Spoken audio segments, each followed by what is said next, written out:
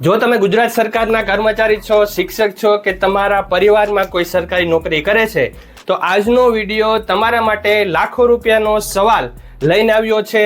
હા મિત્રો, નાણાં વિભાગ દ્વારા એક એવો ઓફિશિયલ પરિપત્ર બહાર પાડવામાં આવ્યો છે જે સીધો તમારી નિવૃત્તિ એટલે કે રિટાયરમેન્ટના પૈસા સાથે જોડાયેલો છે।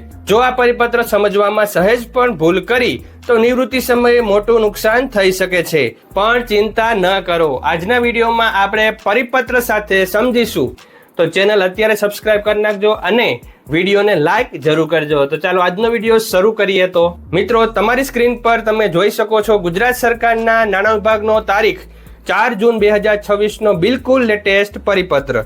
આ પરિપત્ર જૂથ વીમા યોજના 1981 એટલે કે GIS ને લઈને છે।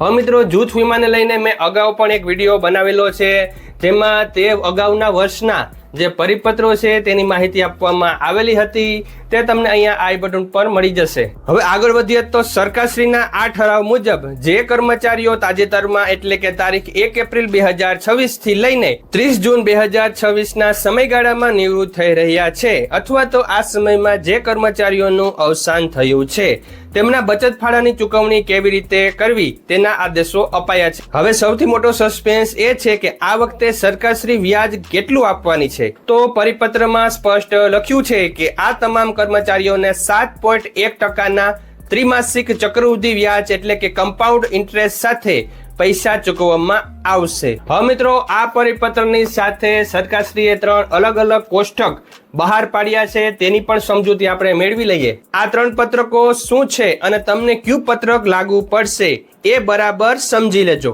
પત્રક નંબર 1, આ પત્રક એવા કર્મચારીઓ માટે છે જેઓ પોતાની નોકરી દરમિયાન જુદી જુદી તારીખોએ અલગ અલગ જૂથમાં આવ્યા હોય, જેમ કે શરૂઆતમાં તેઓ ઘ કે ગ જૂથમાં હોય અને પ્રમોશન મળતા ખ કે ક જૂથમાં આવ્યા હોય અને તે મુજબ તેમનો વીમા ફાળો બદલાયો હોય।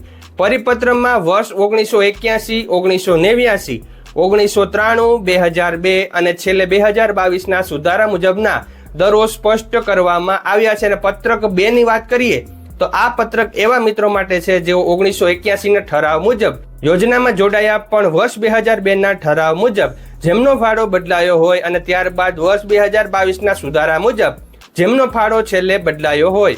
હવે પત્રક 3 ની વાત કરીએ તો આ પત્રક એવા કર્મચારીઓ માટે છે જેઓ શરૂઆતથી જ એટલે કે 1981 ના ઠરાવ મુજબ જ જોડાયા છે અને છેલ્લે વર્ષ 2022 ના ઠરાવ મુજબ જ જેમની કપાત થઈ રહી છે।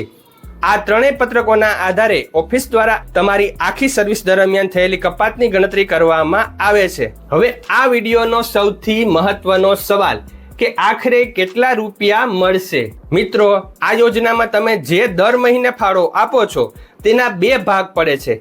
30% રકમ વીમા ફંડમાં જાય છે અને 70% રકમ બચત ફંડમાં જાય છે। જો કર્મચારી ચાલુ નોકરીએ નિવૃત્ત થાય તો તેને વ્યાજ સહિત એકત્રિત થયેલી આખી બચત ફંડની રકમ પરત મળે છે અને જો ચાલુ નોકરીએ કર્મચારીનું આકસ્મિક મૃત્યુ થાય તો તેના પરિવારને વ્યાજ સહિતની બચત રકમ તો મળે જ છે, સાથે સાથે તેના જૂથ મુજબ મળવાપાત્ર પૂરેપૂરું વીમા રક્ષણ પણ મળે છે। વર્ષ 2022 ના છેલ્લા સુધારા મુજબ અત્યારે ક જૂથના કર્મચારીઓ માટે દર મહિને 1500 રૂપિયાની કપાત થાય છે, ખ જૂથ માટે 800 રૂપિયા અને ગ જૂથ માટે 400 રૂપિયા અને ઘ જૂથ માટે 200 રૂપિયાની કપાત થાય છે। એટલે કે તમે જેટલા લાંબા સમય સુધી જે જૂથમાં કપાત કરાવી હશે તે મુજબ 7.1% ચક્રવૃદ્ધિ વ્યાજ ઉમેરીને લાખો રૂપિયાની રકમ નિવૃત્તિ સમયે તમારા ખાતામાં જમા થશે। આ હતો નાણાં વિભાગનો ઓફિશિયલ ઠરાવ જે જૂથ વીમાને લઈને હતો। તો આ વિડીયો તમામ સરકારી મિત્રો, કર્મચારીઓ સુધી જરૂર પહોંચાડજો।